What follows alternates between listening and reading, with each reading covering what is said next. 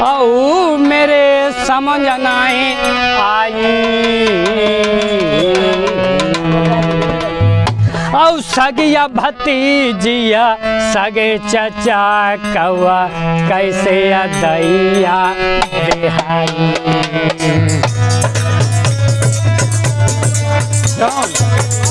अरे तुम ऐसे बताइयो, ऐसे ही बता दियो, ऐसे ही बता के जाइयो। अरे सगी भतीजिया सगे चचा कौआ कैसे दैया बेहाई। ऐसे ही बताइयो, अब रुकियो।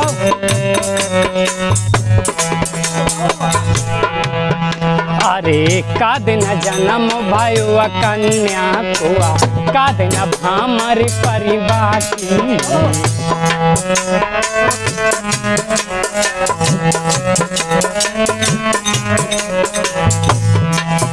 अरे का दिन जन्म भयो कन्या कुआ, का दिन भामर परिबाटी।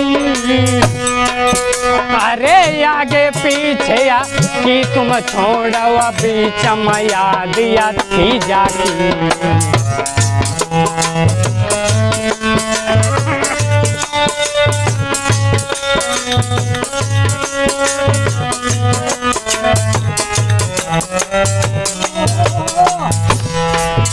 अरे 5 बरस पाया हमारे परियाई।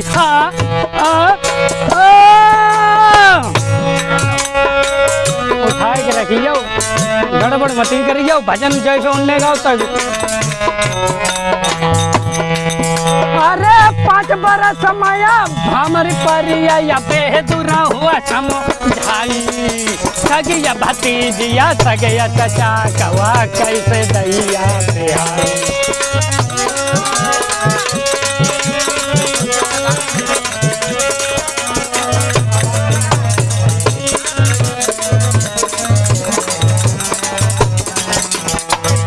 अरे 5 बरस माया हमारी परियाई। ऊपर लेके जाए। अरे 5 बरस माया हमारी परियाई बेदुरा हुआ समझाई।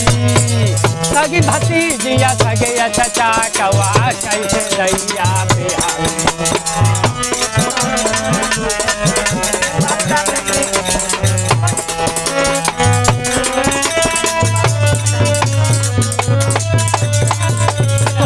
लिखा तो अब देख के गाओ, तो सामने गाय के दिखाओ।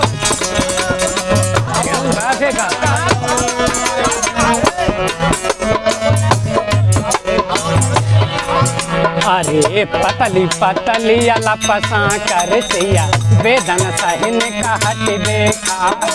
न बह नीचे न बह ऊपर बीचम परिया देसा।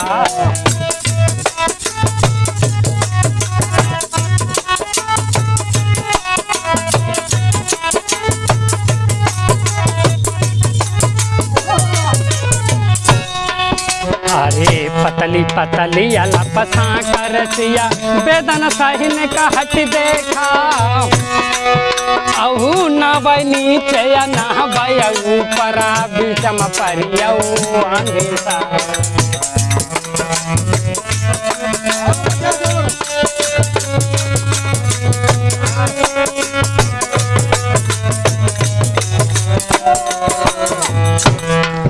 अरे हाथ चोंच से नाई बनाई।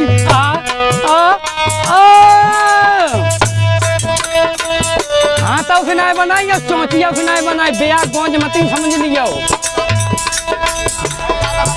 अरे हाथ चोंच से नाई बनाई, कहाँ से गई बही आई। सगिया भतीजिया सगिया चचा कौआ कैसे दैया बेहाई।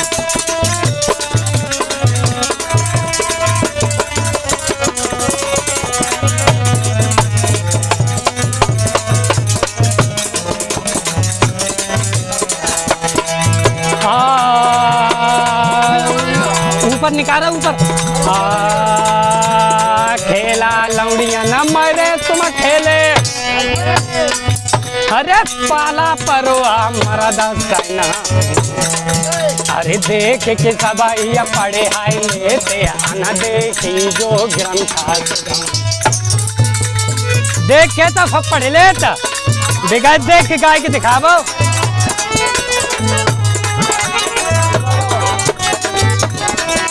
अरे मारे माही बते सुरना डारे अरे चारो हना रे गुरजब पड़ता अरे होई कोई पूरा तेरी मिजली समय मुँह से आता मिला भैया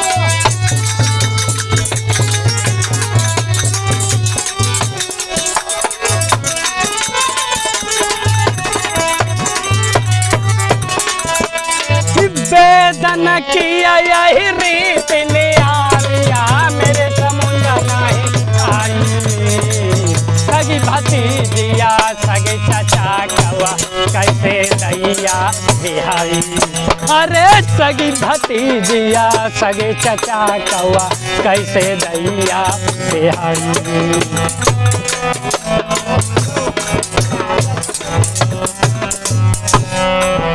अरे रामचंद्र ने सीता को पहे लेना क्यों न बना बास दिया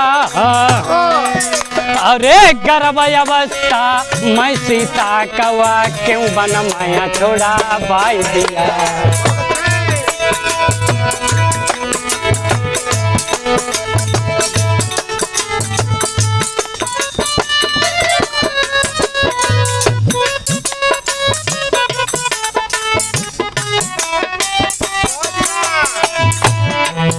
अरे रामचंद्र ने सीता को पही लेना क्यों न बनवास दिया औ गर्भ अवस्था मैं सीता कवा क्यों बन माया छोड़ा बाई दिया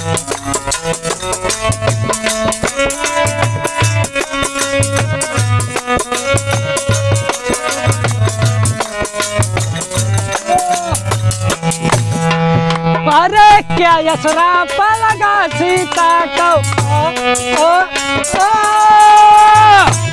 अफराब का लगो तो सीता को क्या यसरा लगा सीता को आदि जवाब बताई इस सगी भतीजिया सगे चचा कवा कैसे दैया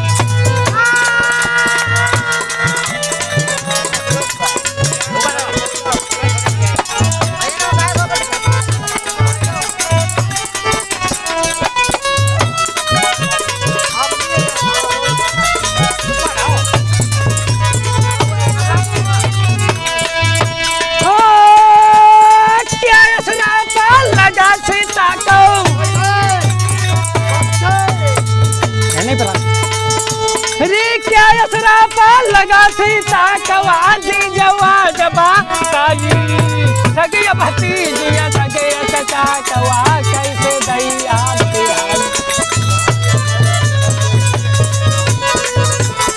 जो यहाँ बिगड़ गया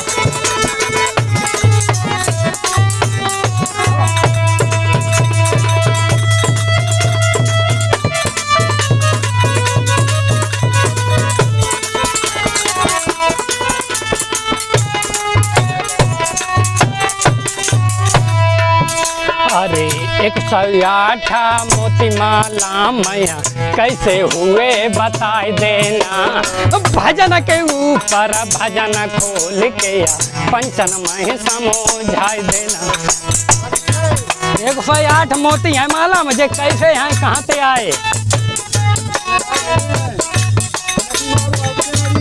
108 के बताए दे अरे 108 मोती माला मैया कैसे हुए बताई देना आओ भजन के ऊपर भजन खोल के पंचन में समझा देना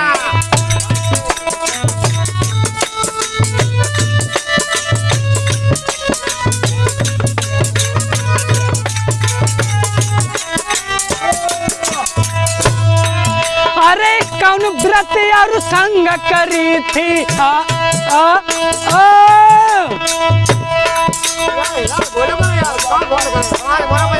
अरे कौन बिरत और संग करी थी देखो नचा तू राई सगिया भतीजिया सगिया चचा कवा कैसे दैया बेहई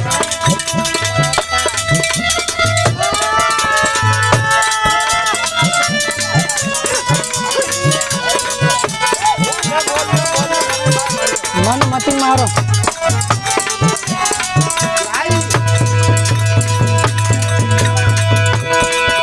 बेरती राम बहे गुरुआ हमारे उनने भजन बनाओ है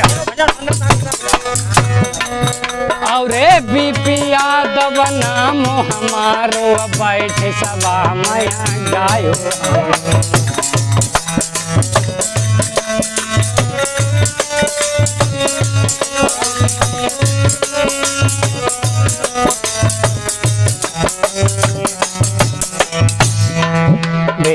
रति राम है गुरुआ हमारे उन्होंने भजन बनायो है और बीपी यादव नाम हमारो बैठ सभा में गायो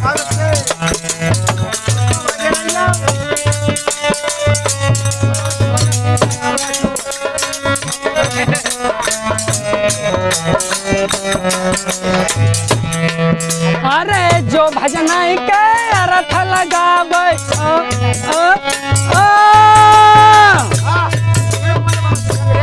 हम ऊपर उठा तुम यार उठता है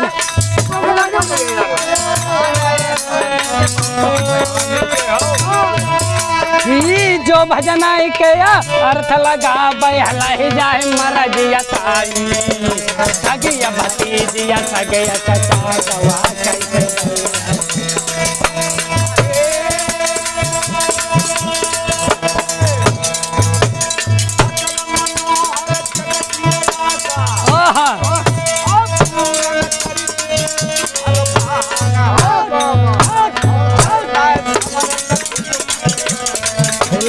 जाए आजाते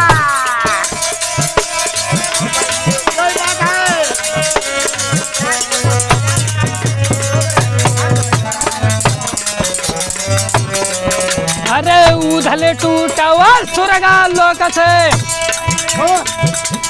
पूर्ण हो भातकिया अरे पर नहीं लगो समर भैया ने दिल मया जय आजा का ऊपर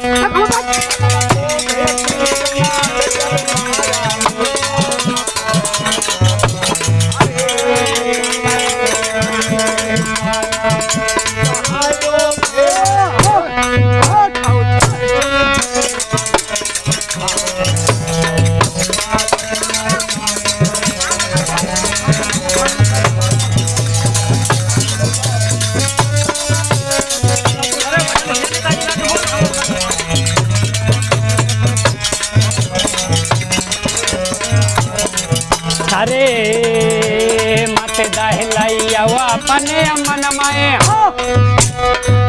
अरे पक्के गुरु आह लगता हमारे अरे मार महोबत न रघा करे हैं चार अकेला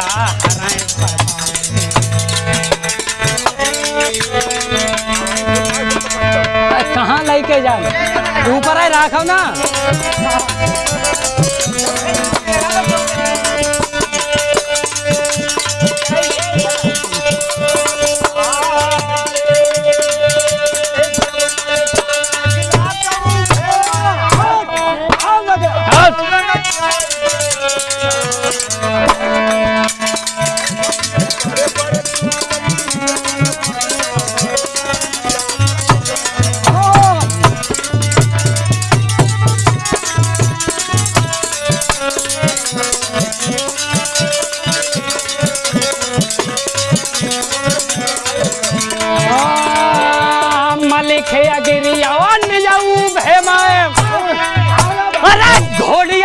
पिया पकला तुहार और यहाँ ते खाए ते फमुधा पया लही या चारो पंखा देते फैला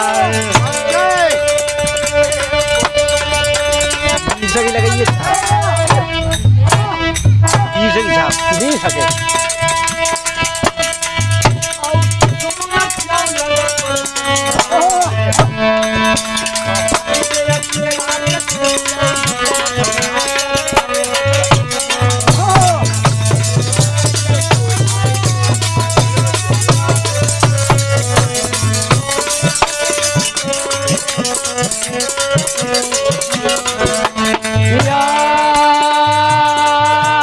गजमा बोलिया बात समय है पाए औ मेरी अथुना उदय चंद्रा अब बताओ मना के या उदल हुई है ये बारी अब ऐसा करी तनराण